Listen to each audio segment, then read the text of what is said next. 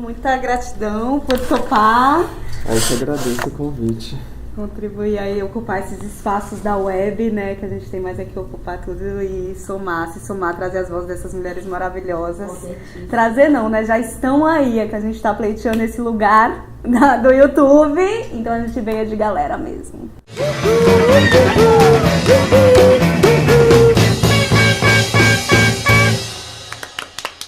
Chururu! Qual é o seu signo? Eu sou geminiana com ascendente em aquário e lua em peixes, Marte em câncer e Vênus em touro. Floripa ou Salvador? Salvador, gente. Qual parte do corpo você tem preferência? Eu pergunto a parte do corpo que eu acho muito massa são escápulas. Escápula! Eu acho É sério? Eu gosto muito de mãos também, né?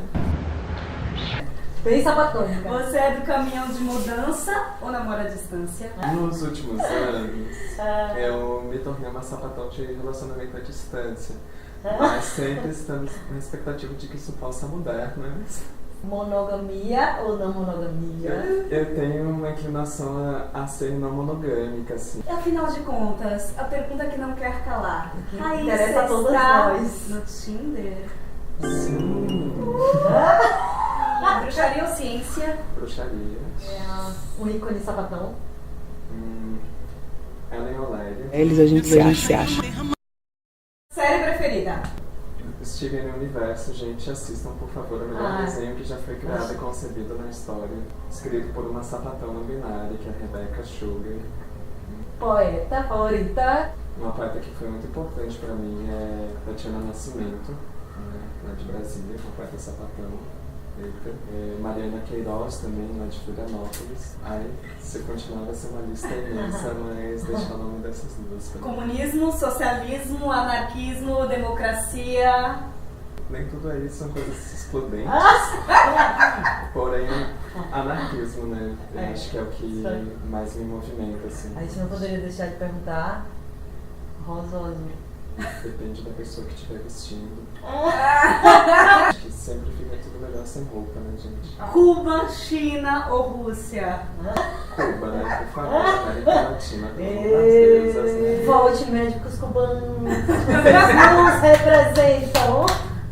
Inclusive, se algum bolsonarista quiser me mandar pra Cuba, eu estou aceitando passar. Estamos aceitando de trio, A assim, gente ó. vai. O que causou mais danos às pessoas?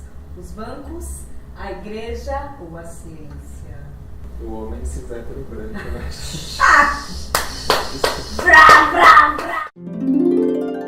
E aí, Rai, o que você quer nos dizer sobre esse seu processo enquanto mulher trans no mundo? Como foi essa descoberta? Se é uma descoberta, na real? Foi todo um processo quando eu comecei, quando toda essa consciência começou a surgir. Primeiro eu achando que estava louca, eu achando que não, isso não pode ser uma coisa real, eu tô delirando, como assim, eu tô sentindo meu corpo dessa forma, isso não existe. Porque dizem pra gente que isso não existe. Sim. Né? E aí depois, desde todo esse processo, até eu começar a conviver mais com pessoas trans, até eu começar a entender que isso podia ser uma realidade que era minha, também me aproximar mais, né? Acho que a minha rede de amizades, na época que eu me assumi, eu morava em Florianópolis, né? Minha rede de amizade com outras sapatonas, com outras mulheres feministas também na época, me ajudou muito. Né? Eu tive muita sorte, assim, de andar com mulheres, assim, que tiveram muita sensibilidade, assim. Algumas delas diziam que elas já desconfiavam que eu estava vivendo um processo do tipo, né? Porque antes de transicionar, eu já construía muitos espaços de ativismo junto com elas e, enfim, meio que já tinha meio que uma desconfiança de que alguma coisa estava acontecendo ali, né? E, né, cada pessoa vive um processo de se entender trans, de se entender mulher de uma forma, né? E pra mim, o que eu posso dizer é que esse processo de me entender enquanto uma mulher trans, ele é muito inseparável, né, do processo de me entender enquanto uma mulher lésbica. De andar mais com sapatão, primeiro, acho que isso foi uma coisa muito importante na minha vida, né? De ter referências de mulheres sapatão, de ter referências de mulheres lésbicas, né? de pensar essa existência do amor entre mulheres na vida, no mundo social, que é algo que é muito apagado por si só. E também ter referências de outras narrativas, outras visibilidades de mulheres trans. E aí eu comecei a entender, nossa, pera, mulheres trans que se relacionam com mulheres, mulheres trans que são sapatão. Aí comecei a conversar com essas pessoas, comecei a entender um pouco sobre seus processos, sobre outras formas de você transicionar, de você se afirmar como mulher, de você entender que você ser uma mulher trans não significa você se adequar a um lugar padrão de feminilidade. Você, enquanto mulher trans, você também pode ser questionadora do que significa esse padrão de ser mulher. E a partir disso... Que também é violento, né? Sim, que é violento para todas nós, né? Mas o que às vezes acontece com mulheres trans e travestis e pessoas não binárias também é porque, como a gente nega toda uma leitura social sobre o nosso corpo, né, parece que cada código de feminilidade que a gente não performa parece que nega a nossa identidade enquanto mulher por inteiro. Então, de certa forma, eu diria que existe uma certa... Eu não sei se seria uma cobrança maior ou menor, porque eu não gosto de colocar as coisas em termos de quem é mais cobrada, né? Mas é uma cobrança que ela tem um outro peso, uma outra conotação para nós, porque é toda a afirmação da nossa identidade que está em jogo, né? Então, nesse sentido que a possibilidade da gente se pensar enquanto mulheres que também transgridem, padrões de feminilidade, mulheres que também amam outras mulheres, que se relacionam com outras mulheres, que afirmam uma forma de transicionar, uma forma de expressar os nossos corpos enquanto corpos que querem ser desejados por mulheres e não por homens também. É muito louco, porque dentro do que a gente conhece, do que a gente primeiro ouve falar sobre travestis, sobre mulheres trans, a gente tem muito essa ideia daquela pessoa que era gay, aí era viado, uma bicha super afeminada, que de tanto ir se afeminando, de repente se torna travesti, e que de repente se torna de travesti para uma mulher trans. É muito uma concepção que existe como se travestis e mulheres trans fossem um super viado, dentro de uma sociedade que não reconhece a nossa identidade enquanto identidade de mulheres reais, mas que nos vê como se nós fôssemos homens, com muitas aspas aqui, que por algum transtorno, dentro de um discurso que ainda nos trata como doentes, como patologia, se vestem de mulher para atrair outros homens. Porque assim, é como se fosse aquele... então é como se fosse um homem que de tão tarado, de tão pervertido, se veste de mulher para tentar enganar e seduzir outros homens, Esse é um discurso de transfobia que existe muito forte, sobre os nossos corpos, porque se entende que toda afirmação de feminilidade necessariamente existe para agradar homens. E isso tudo, era um pouco essa ideia que quando eu cresci, me foi colocada sobre o que era ser uma mulher trans. E eu, que era uma pessoa que eu sempre gostei de mulheres, e me relacionei com mulheres ao longo da vida, eu levei muito tempo até conseguir entender, separar uma coisa da outra, sabe? Porque para mim era muito essa ideia de que, se eu gosto de mulheres, como que eu posso ser também uma mulher, Lógico, eu sempre tive amigas lésbicas, cis, mas parecia que juntar isso para me entender enquanto uma mulher trans era uma coisa muito mais difícil. Isso porque todas as referências que eu tinha sobre travestis e mulheres trans eram referências heterossexuais, que era isso, todo o processo de eu começar a entender, a pensar sobre o meu corpo, a pensar sobre como eu queria viver, sobre como eu queria ser reconhecida no mundo, foi todo um processo também de entender que no meu relacionamento com outras mulheres, algo não estava muito certo, entende? Porque por mais que fosse supostamente assim permitido e possível a minha relação com mulheres dentro do lugar social que eu estava colocada, na época sem me reconhecer enquanto mulher, eram relações na qual eu não sentia o meu corpo, na qual o meu corpo e a minha identidade não estavam presentes. Então eram relações que acabavam sendo, por mais que legítimas e possíveis, eram relações que acabavam sendo de muito sofrimento para mim. E eu levei muito tempo até entender do que se tratava esse sofrimento. E de entender que não era um sofrimento porque eu não gostasse de estar com mulheres, mas que era um sofrimento porque a minha forma de estar com mulheres naquele momento era a partir de uma negação do meu corpo, né? A partir de uma negação da minha identidade, que eu ainda não sabia entender. Né? Nossa, isso é muito violento, né? É um processo que é bem pesado. Também tem toda essa questão que, por exemplo, quando eu comecei a me entender enquanto trans, eu tinha muito medo do processo de solidão, né, que poderia me implicar. Né? Porque supostamente enquanto eu estava dentro do armário, né, sendo lido enquanto supostamente homem, cis, hétero, né, a princípio as coisas seriam mais fáceis porque eu não era um corpo que desafiava padrões. Então, a partir do momento que eu implicaria mencionar, isso para mim significou lidar com o medo da rejeição, né? por construir um corpo, para afirmar um corpo que não é padrão. Né? Porque o corpo de pessoas trans ele ainda é marcado, considerado como um corpo inumano, como um corpo monstruoso. Né? Mulher de peito e pau, como assim? Um corpo considerado aberrante, né? Às vezes quase como uma atração de circo em alguns contextos, nada contra circo, entende? Mas nesse sentido do lugar de exótico que a gente é colocado.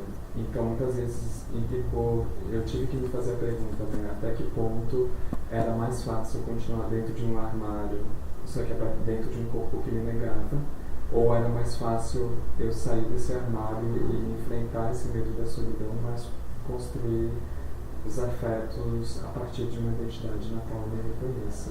E no fim das contas, eu acho que essa segunda saída deu muito mais certo do que os 28 anos da primeira. Quando a gente se coloca enquanto mulheres trans, enquanto mulheres que mexe tanto quanto com essa racionalidade, né, de um discurso que nos legitima e não nos reconhece enquanto mulheres, por termos outro corpo, por termos outra história, outras vivências, outras experiências do que significa ser mulher. E também porque a gente questiona um certo lugar de certos privilégios. Lembrando que quando a gente fala de privilégios, a gente não está entrando numa Olimpíada de opressões sobre quem sofre mais ou quem sofre menos, né? Mas de estruturas de poder e de relações sociais, né, que atingem certos corpos com algumas violências sem atingir a outros. Então, quando a gente fala que, sei lá, a maior parte das mulheres trans ainda está lutando para ter o nome reconhecido nos documentos, ainda está lutando para ter o direito de usar banheiros públicos, além de todo um processo de exclusão dentro do mercado de trabalho, no qual a gente não encontra alternativas de sobrevivência. 90% de travestis e mulheres trans estão na prostituição. Daria muito facilmente para perguntar a qualquer pessoa que está assistindo esse programa agora, com quantas mulheres trans ou travestis você já teve aula no seu colégio, ou no caso de você ser uma pessoa que estudou na universidade, com quantas mulheres trans e travestis você já teve aula na universidade? Quantas já foram suas colegas de turno? Eu acho que só de pensar nessa pergunta, entende? E muitas pessoas, mas é porque vocês são muito poucas na sociedade. Não é porque a gente é poucas na sociedade. A gente é muito mais do que vocês imaginam que, numericamente, a gente é muito mais do que vocês imaginam que a gente seja. Só que a maior parte das nossas está marginalizada e excluída. Eu, que não vim da Grécia, fui obrigado a aprender que a palavra travesti nunca existiu na ilha de Lesbos. Hoje insistem que trava e lésbica não podem estar no mesmo corpo, no mesmo lugar, nem nos mesmos afetos. Mas eu tampouco fui made in USA e aprendi que quando a palavra de ordem é transicionar, tampouco o meu amor por mulheres encontra espaço. Separam dois mundos, entre Monique Wittig e Viviane Vergueiro, entre Riane Leão e Suzy Schock, entre Audre Lorde e Indianara Siqueira, entre Linda Quebrada e Mariana Queiroz, entre Alice Guel e Bárbara Ismênia, entre Tatiana Nascimento e Rosa Luz, entre Vulcânica Pouca Roupa e Luana Hansen, entre Jurema Mombassa e Glórias Aldua, entre Tertuliana Lustosa e Geni Nunes, entre Ellen e Maria, entre Eris e Raíssa, dividem-me ao meio. Que memórias preciso apagar, que pedaços de mim preciso cortar, que amores preciso deixar de sentir para caber em suas ilhas, para ser mulher inteira, para que me reconheçam as deusas como mais uma de suas filhas, eu que não vim da Grécia, obrigada a aprender que a palavra travesti nunca existiu na ilha de Lesbos, desaprendo as gramáticas que recortam minha corpa, reescrevo-me, sapa, vibra em minha boca essa feminilidade anfíbia que atravessa fronteiras, levando poemas entre a terra e as águas. Reescrevo-me, trava, feminino roubado, profano, encharcando minhas células com versos de chuva, corpo que se faz alma, serpenteando meu próprio arco-íris sob os olhos da lua. Reescrevo-me, sáfica, pois antes de ser mulher sou amante, corpa e em luta pela liberdade dos sorrisos de quem me apaixona. Aprendo que, se a palavra travesti nunca existiu na ilha de Lesbos, não me servirá como origem essas palavras de Grécia. Atravessei fronteiras, olhares cuspidas, pedras, lâmpadas quebradas, e toda a perda que se fez abismo transmutou em verbo a palavra luto, para viver o encontro de meu nome com minha corpa, sem o qual não existe amor. De lá para cá, se ouve dentro dos mares, cartas entre amantes, relidas pela voz das sereias, tradução de corpa a corpa, pelo oceano que molha as minhas e as tuas desiguais areias.